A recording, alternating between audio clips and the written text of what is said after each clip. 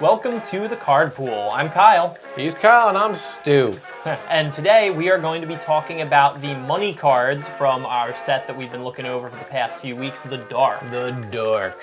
Fitting with this season of, winter and Halloween-y type stuff, more darkness everywhere, but anyway. It makes Thanksgiving that much more enjoyable. Right, once we get there, which is hopefully going to be soon. So, without further ado, we'll get into the top 10 most valuable cards of this set, the ones that we were not allowed to pick for our previous Hidden Gems segments, and some pretty interesting stuff here. So let's start it off, Kyle, and you take it away. All right, well, let's dive right into one that everybody who plays this game loves to hate, Blood Moon. Now this is, that's exactly. This is the original printing of Blood Moon. It's going for $52 at the moment. The other versions are actually not that much less expensive than that, because it is a very good and sought-after card.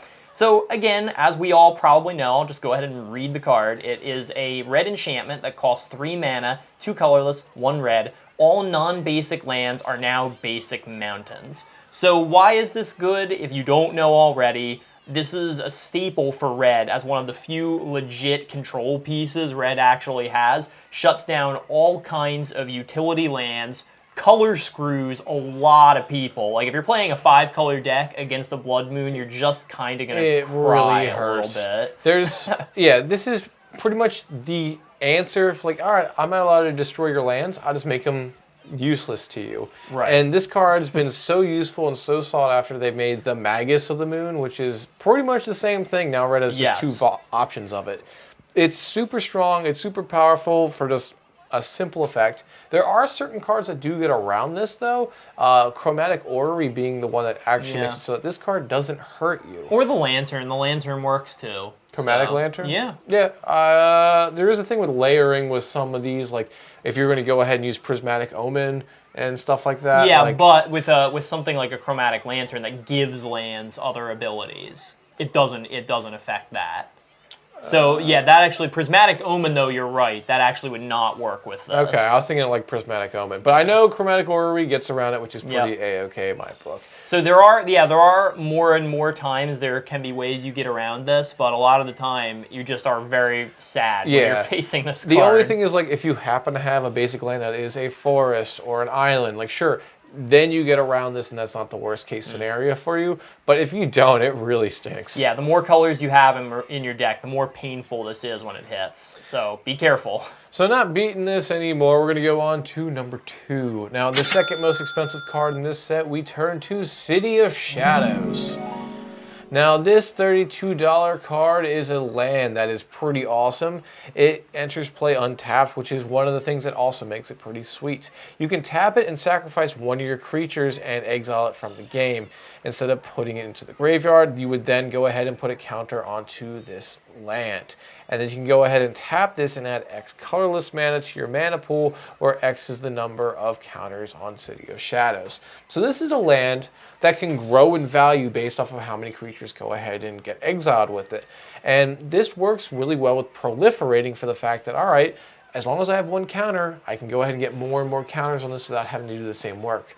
But this is also a really good card just for the fact of you steal an opponent's creature, sacrifice it to this card, exile it, it's gone, and you're getting value. It's a sack outlet on a land. You don't see many of those, and this is powerful for just that reason alone. Yeah, well, this land, first of all, doesn't tap for mana initially. You do have to like get rid of creatures for it to start doing things. However, this is kind of a forerunner, I think, to a lot of the like lands that use counters that we have, especially the storage lands, where you can use extra mana to build up counters, and then you can remove those counters and get lots of mana at the same time. Like the depletion. Yeah, the thing that, and of course that, like you said, works very well with Proliferate, works very well with tokens or any kind of expendable creatures. The fact that it exiles them is great when you're stealing things, not so great for your own things a lot of the time, but again, with tokens it doesn't really matter. The main point that I want to make with this card, though, is unlike the storage lands where you have to take counters off to get what you want, you don't take things off of this. It just keeps getting better over the course of the game every time you use it, and that makes it very dangerous. Also to note, there are certain cards that like being exiled, like Torrent Elemental. It can come back from exile. This card doesn't have to stay in exile for this effect to work. There are a few. So like you can go ahead and bring it back in, use it if it's going to killed, exile it, put it back, go ahead, recast it whenever you're ready for it, and you can keep going with that kind of loop. There is another one, I forget what it is. Eternal Scourge. Eternal Scourge is another one for that as well. So it's like, it works. It works in token decks. It works if you're going to lose your commander. Why not? Lose it to this, then put it back in the command zone, and you get the counter for it. It's we've seen Azer's Gateway, right? Where it's like, this thing can produce a lot of mana, but it takes a lot of work. This one doesn't take as much work as Azer's Gateway. No, it takes virtually no work, if you're being honest. Like, it takes one counter. Creatures, the end. But also, there are ways to hose this. Like, we've seen stuff with counter removal, like Solemnity. That's one thing that would just go ahead and be the bane for something like this. And there are some other ones, such as a black creature, a vampire, where it's like you sacrifice it, remove all counters from target thing. Hexmage, yeah. Hexmage, yeah, vampire hexmage. So, great card, powerful one, never been reprinted. So if you like it, buy it while it's cheap. Yeah, I mean, and I would say this probably is the cheaper end of things for this card, so yeah, I would agree with that. Number 3 on our list, we're going to go just a tiny step down at $31 a pop. For, very small step. Goblin Wizard. Now this is, as it suggests, a Goblin Wizard, which costs 4 mana, it's 2 colorless, 2 red, for a pretty interesting tribal card. So you can tap it to automatically put a goblin creature card from your hand into play. And then you can tap 1 red to give target goblin protection from white until the end of the turn. It's like a tribal sneak attack. Yeah, well, there are a couple of goblins that do this already, like Goblin Lackey and Warren Instigator both have this kind of ability. But the fact that you can tap this, potentially using it multiple times in a turn, which you can pretty easily do, to just swarm and cheat big goblins into play, and possibly make tokens, like cheating a Siege Gang commander in for no mana to get 3 tokens and another body that can then do all kinds of things. Yeah, it's pretty good. Goblins like to stack and swarm, so obviously cheating them into play is really good. I don't necessarily think this is a like $31 card good, but it's still pretty good. It's never been reprinted, which is the kind of issue with it. And the one thing I don't truly get is goblins are usually pretty low costed.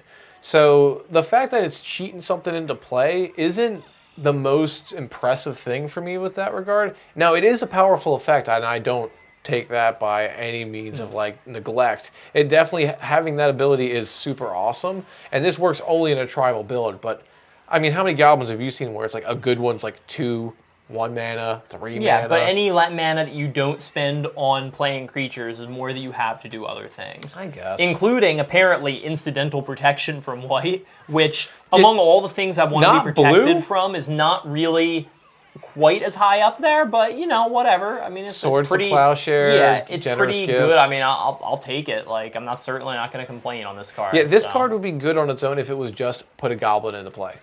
Yeah, it would still be pretty good. Yeah, the extra little bit really is icing on the cake. And even just as a 1/1 for 4 mana, you're not playing this for its body. You're playing it for the ability. Although, that body. it's a pretty decent card overall. Now, moving on to number 4. Now, this is a card that should be familiar to a lot of players. We're looking at a land called Maze of Ith. Now, this is around a $27 card. It doesn't produce mana. You can go ahead and tap this, and target attacking creature becomes untapped. That creature neither deals nor receives damage as a result of combat. You gotta love the old school wording. So pretty much, it takes it out of combat. No damage is dealt. No damage is received. And it's just a great hoser. Like any sort of big problem creature, if you don't have a removal spell, you don't have an army. We always mention Blightsteel. Let's use Blightsteel again for right now. All right, yeah, Blightsteel's coming at me.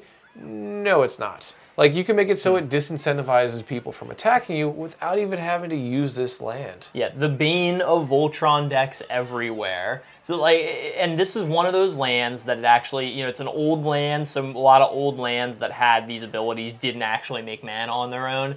Normally, I'm not a huge fan of those, even if they are, like, decent abilities, but Maze of Ith is probably, like, the one exception to that rule, because it is just such a good ability to not have to waste a spell slot on. And this card's been reprinted only 1 additional times in Eternal Masters, I think. One of the Masters, yeah. And honestly, it's still at this price. The old school card is just super awesome. It's really great.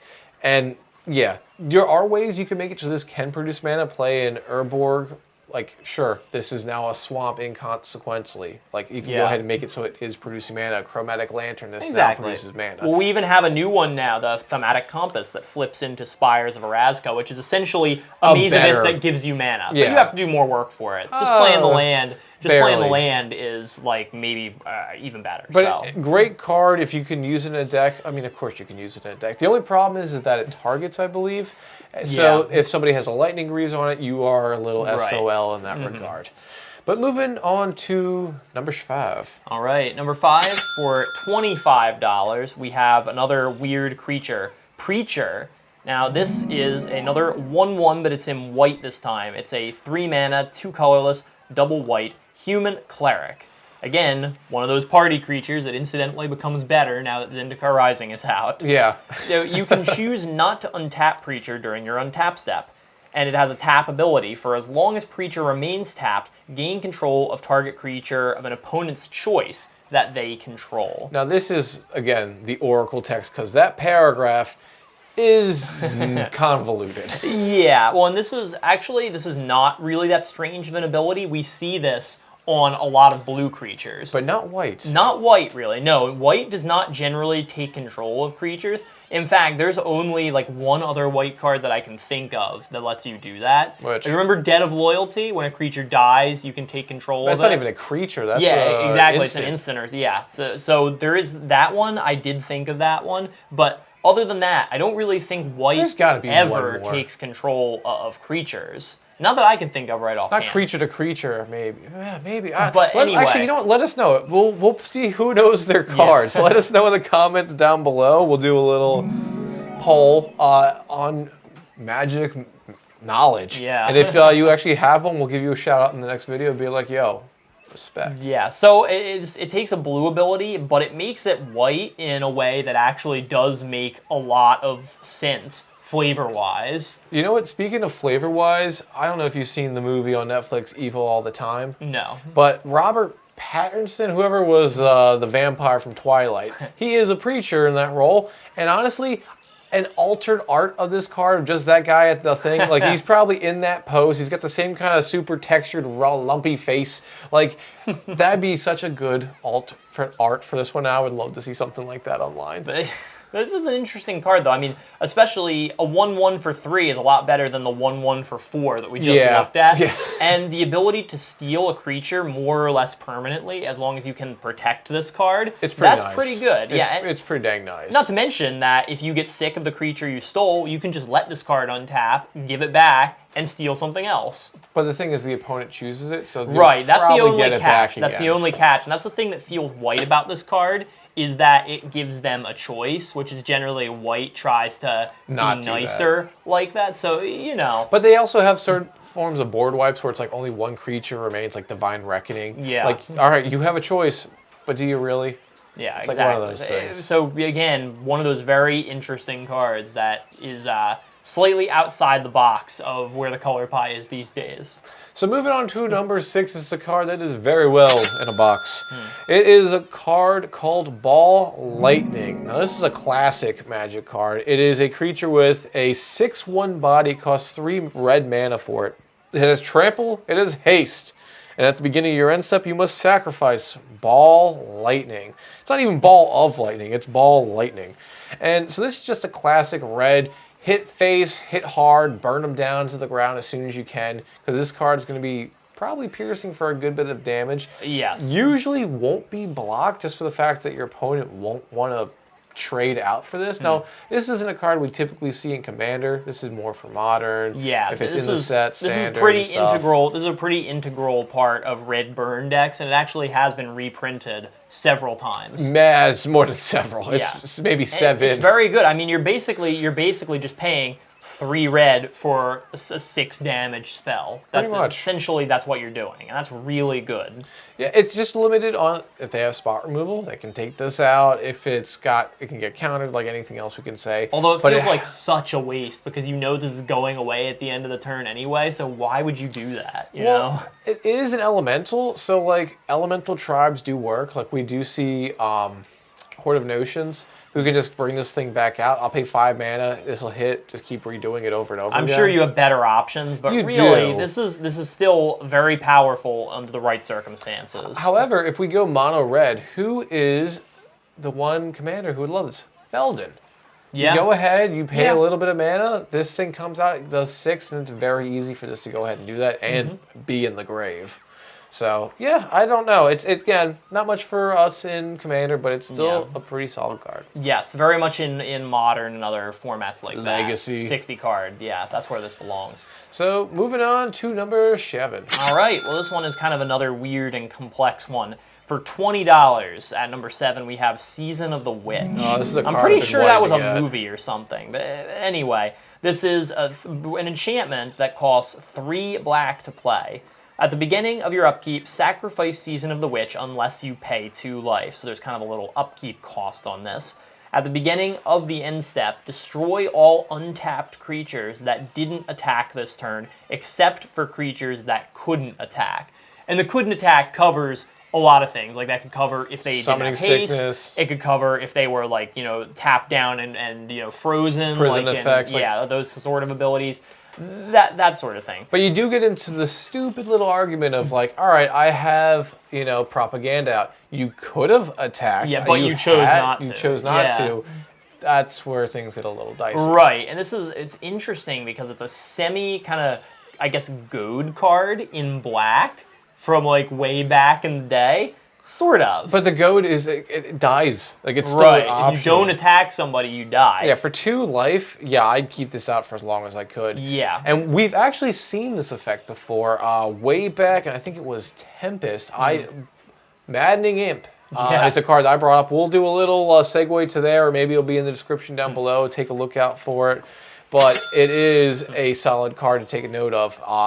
Yeah, the fact that black has this more than once is pretty wild. This can go ahead and make it so that people can pretty much not play how they want to. Yeah, well, it is like a witch. It is like, you know, a witch hunt is basically the flavor that's trying to capture here. Very much so, trying to incite people against each other.